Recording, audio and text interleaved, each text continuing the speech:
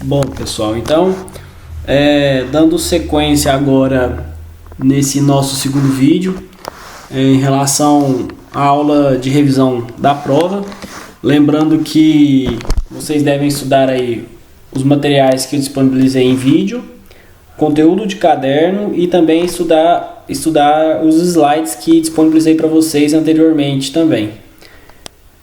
Então, nessa segunda videoaula, na primeira a gente viu um pouco de comunicação, de feedback, sobre diferença de grupo e equipe. Tem também a questão da comunicação, né, dos tipos de liderança. Tudo isso, assim, de maneira, a gente abordou, né, claro, de maneira bem resumida, para a gente dar uma revisada e relembrar um pouco sobre esse conteúdo aí. Nessa segunda videoaula, vou disponibilizar para vocês também conteúdos que nós vimos no decorrer desse período. É válido lembrar também que vocês estudem o conteúdo que eu passei no caderno, porque alguma coisa está no caderno, como só no caderno, que eu passei no quadro, como o gráfico da comunicação. E no mais é isso.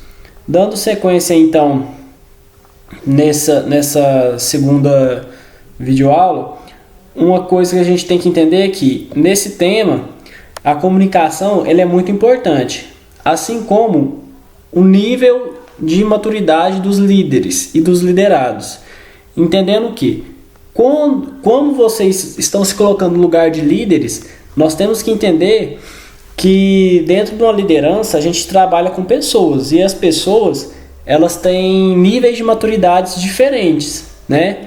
Não as pessoas, mas sim as atividades que elas desempenham, né? Então, elas nunca vão ser totalmente maduras ou totalmente imaturas.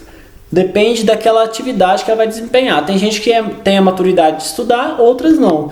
Mas essas pessoas podem também ter a maturidade de trabalhar ou não. Então, é de acordo com a atividade.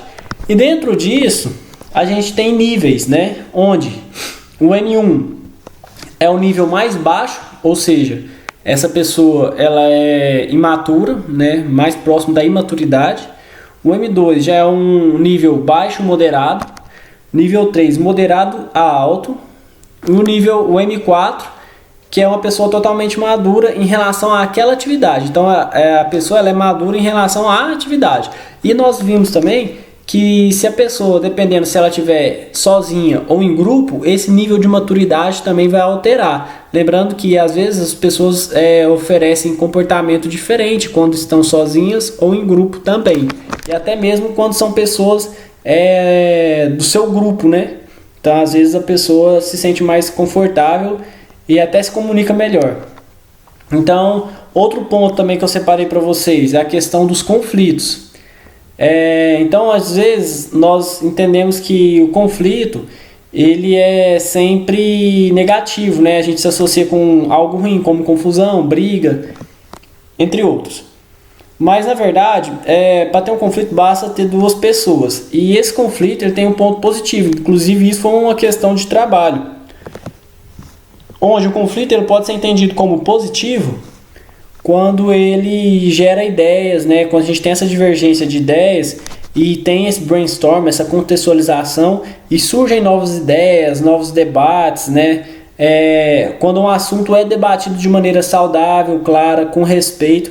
Então, essa diferença, esse conflito, ele vai surgir de acordo com alguns motivos, seja cultura, experiências anteriores e tudo mais. Mas ele tem que ser mediado de uma maneira eficiente para que ele seja positivo nesse sentido de trazer novas ideias, de debater novos assuntos, desde que respeitem uns aos outros e não interfira nessa relação de trabalho, onde cada pessoa respeita o próximo, mas que essa diferença de ideias surja ideias novas, né? Embora pareça paradoxal, ou seja, embora pareça controverso, nem todos os conflitos são necessariamente maus. Muitos funcionam como catalisadores de esforços e ideias. Outros até propiciam a melhoria do relacionamento entre partes envolvidas após a solucionação do conflito. Então, dessa forma, a gente entende o quê? que, claro, que tem os conflitos que são negativos, e esses aí eu acredito que são mais fáceis de identificar. São quando a gente tem os níveis de conflitos também, que está lá nos slides.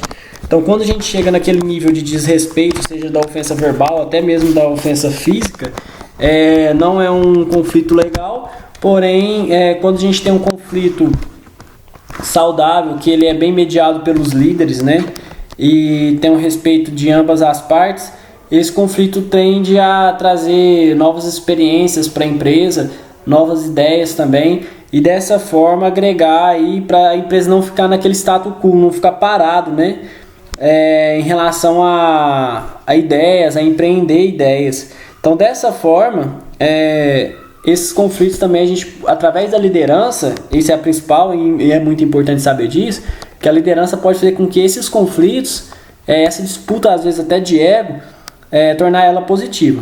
Então a gente fica aqui na segunda aula e eu vou disponibilizar para vocês a terceira aula agora.